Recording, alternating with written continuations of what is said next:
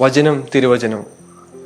യോഹന്നാന്റെ സുവിശേഷം 21 അധ്യായം 15 മുതലുള്ള വാക്യത്തിൽ നാം കാണുന്നത് പത്രോസിനോട് ഈശോ ചോദിക്കുന്ന 3 ചോദ്യങ്ങളും ആ ചോദ്യങ്ങൾക്ക് പത്രോസ് നൽകുന്ന ഉത്തരങ്ങളുമാണ്.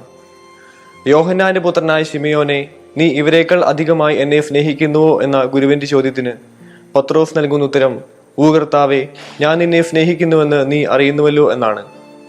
ഈശോ 3 പ്രാവശ്യം ഈ ചോദ്യങ്ങൾ ആവർത്തിക്കുകയും പത്രോസ് 3 പ്രാവശ്യം പത്രോസ് നൽകിയ ഉത്തരങ്ങൾ ആവർത്തിക്കുകയും ചെയ്യുന്നു. കുറച്ചു മുൻപ് ഇതേ പത്രോസ് തന്നെയാണ് ഈശോയെ തനിക്ക് അറിയുക പോലുമില്ല എന്ന് പറഞ്ഞ് തള്ളി പറയുന്നത്.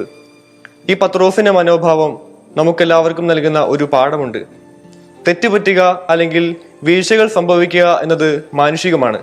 എന്നാൽ നമുക്ക് സംഭവിച്ച വീഴ്ചകളെ തിരിച്ചറിഞ്ഞുകൊണ്ട് ആ വീഴ്ചയിൽ നിന്നും കർത്താവിന്റെ കരം പിടിച്ച് ഉയരുക എന്നത് ദൈവികമാണ്. നമുക്കെല്ലാവർക്കും മാനുഷികമായി സംഭവിക്കുന്ന തെറ്റുകളിൽ നിരാശരാവാതെ കർത്താവിന്റെ കരം പിടിച്ചുകൊണ്ട് അവിടുന്ന് കാണിച്ചിരുന്ന പാതയിലൂടെ നടക്കുവാനായി പരിശ്രമിക്കാം.